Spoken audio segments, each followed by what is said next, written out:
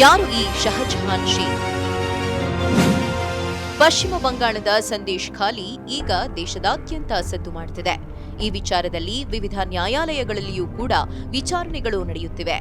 ಇಲ್ಲಿನ ದಲಿತ ಮಹಿಳೆಯರ ಮೇಲೆ ದೌರ್ಜನ್ಯ, ಭೂಕಬಳಿಕೆಯಂತಹ ಆರೋಪಗಳನ್ನು ಹೊತ್ತು ಇದೀಗ ಕಣ್ಮರೆಯಾಗಿರುವ ಶೇಖ್ ಶಹಜಹಾನ್ ಎಲ್ಲರ ಕೆಂಗಣ್ಣಿಗೆ ಗುರಿಯಾಗಿದ್ದಾನೆ. ಈ ಒಬ್ಬ ಆರೋಪಿಗಾಗಿ ಇಡೀ ವ್ಯವಸ್ಥೆ ಹಾಳಾಗುವುದನ್ನ ಸಹಿಸಲು ಆಗುವುದಿಲ್ಲ ಎಂದು ಕೋಲ್ಕತ್ತಾ ಹೈಕೋರ್ಟ್ ಕಿಡಿಕಾರಿದೆ.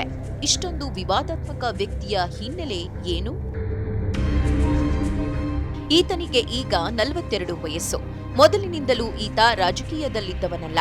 ಮಾವ ಮೋಲೆಂ ಶೇಖ್ನ ಮೂಲಕ ರಾಜಕೀಯಕ್ಕೆ ಬಂದು ಅಧಿಕಾರಿಗಳನ್ನು ತನ್ನ ತಾಳಕ್ಕೆ ಕುಣಿಯೋ ಗೊಂಬೆ ಮಾಡಿಕೊಂಡು ತನ್ನ ಕೆಲಸನ ಇನ್ನೂ ಈಸಿ ಮಾಡಿಕೊಂಡ ಶಹಜಹಾನ್ ಹೀನ ಕೃತ್ಯಗಳು ಬೆಳಕಿಗೆ ಬರದಂತೆ ತಡೆಯಲು ದಲಿತ ಮಹಿಳೆಯರ ಮೇಲೆ ದೌರ್ಜನ್ಯ ಶುರು ಮಾಡಿದ.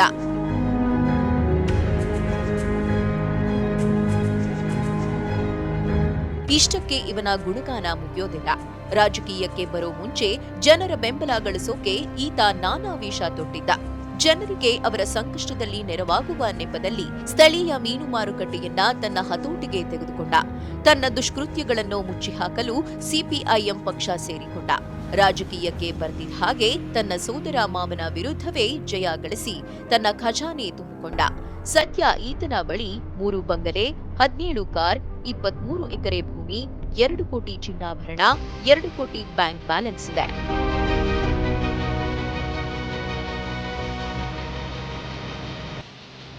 ಶಹಜಹಾನ್ ಶೇಖ್ ಹೆಸರಲ್ಲಿ 2 ಇಟ್ಟಿಗೆ ಭಟ್ಟಿ, ಭೂಕಬಳಿಕೆ, ನಿರಂತರ ಹಣ ವಸೂಲಿ, ದಬ್ಬಾಳಿಕೆಯ ಆಪಾದನೆಗಳಿವೆ. ಇವನು ಒಂಥರ ಡಾನ್. ಸ್ಥಳೀಯರು ಈ ಕ್ರೂರಿಯ ವಿರುದ್ಧ ಧ್ವನಿ ಎತ್ತಬೇಕೆಂದ್ರು ಇವನ ಕೈಲಿ ಅಧಿಕಾರ ಇರೋದ್ರಿಂದ ಅವರು ಭಯದಿಂದ ಭಯ್ಯ ಭಯ್ಯ ಅಂತ ಇವನ ಬಾಲ ಹಿಡಿಲೇಬೇಕಿತ್ತು.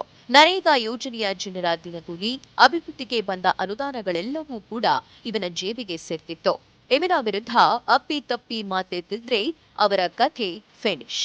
2018ರಲ್ಲಿ ಸರ್ಬೇರಿಯಾ ಅಗರಾತಿ ಪಂಚಾಯಿತಿಯ ಉಪಾಧ್ಯಕ್ಷನಾಗುವ ಮೂಲಕ ಶಹಜಹಾನ್ ಹೆಚ್ಚು ಪ್ರಚಾರ ಪಡೆದುಕೊಂಡ. ಈತನ ತಮ್ಮಂದಿರು ಕೂಡ ಟಿಎಂಸಿಯ ಕಟ್ಟಾ ಕಾರ್ಯಕರ್ತರಾಗಿ ಬದಲಾಗಿದ್ರು. ಭೂಕಬಳಿಕೆ ಅಕ್ರಮಗಳನ್ನೆಲ್ಲ ತಮ್ಮಂದಿರೇ ನಿಭಾಯಿಸೋಕೆ ಶುರು ಮಾಡಿದ್ರು.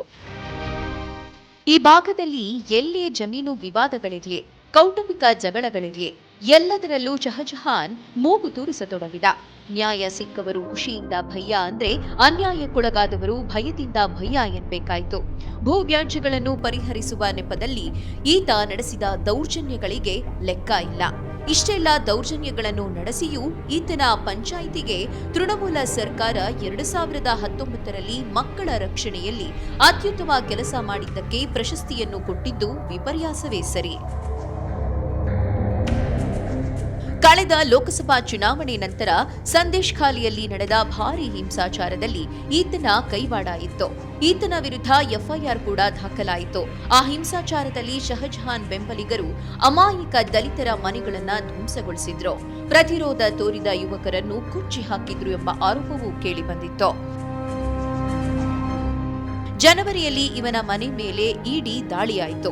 ಆವಾಗ ಕಣ್ಮರೆಯಾಗಿರುವ ಆಸಾಮಿ ಯಾವ ರಾಜಕಾರಣಿ ಮನೆಯಲ್ಲಿ ಕೂತಿದ್ದಾನೋ ಗೊತ್ತಿಲ್ಲ. ಅಲ್ಲೂ ಇವನು ತನ್ನ ಕಂತ್ರಿ ಬುದ್ಧಿ ಬಿಡ್ಲಿಲ್ಲ. ಇಡಿ ಅಧಿಕಾರಿಗಳ ಮೇಲೆ ತನ್ನ ಚೇಲಾಗಳನ್ನ ಚೂಬಿಟ್ಟಿದ್ದ. ಕೊನೆಗೆ ಇವನ ನೀಚ ಕೃತ್ಯ ಹೊರತರೋಕೆ ಸಂದೇಶ್ ಖಾಲಿಯ ಧೀರ ಮಹಿಳೆಯೇ ಬರಬೇಕಾಯಿತು. ಆ ಸಂತ್ರಸ್ತ ಮಹಿಳೆಯ ಮೇಲೆ ಈ ಕಾಮುಕ ದೌರ್ಜನ್ಯ ಎಸಗಿರುವುದು ಬೆಳಕಿಗೆ ಬಂದಿದ್ದು. ಇವನ ಹೀನ ಕೃತ್ಯಗಳು ಒಂದೊಂದಾಗಿ ಬಹಿರಂಗವಾಗತೊಡಗಿದ್ವು. ಶಹಜಹಾನ್ ಫೇವರೇಟ್ ಚೇಲ ಶಿಬು ಹಜ್ರಾ, ಉತ್ತಮ್ ಸರ್ದಾರಿ ಸೇರಿ ಈತನ 17 ಚೇಲುಗಳನ್ನ ಬಂಧಿಸಲಾಗಿದೆ. 10 ಜನರ ವಿಶೇಷ ತನಿಖಾ ತಂಡ ಈ ಪ್ರಕರಣ ಕೈಗೆತ್ತಿಕೊಂಡ ಬೆನ್ನಲ್ಲೇ ಶಹಜಹಾನ್ ಶೇಖ್ ವಿರುದ್ಧ ಕಂಪ್ಲೇಂಟ್ ರಿಜಿಸ್ಟರ್ ಆದ್ಮೇಲಂತೂ ಈ ಪ್ರಕರಣದ ಸುತ್ತ ರಾಜಕೀಯ ದೊಂಬರಾಟ ಶುರುವಾಗಿದೆ.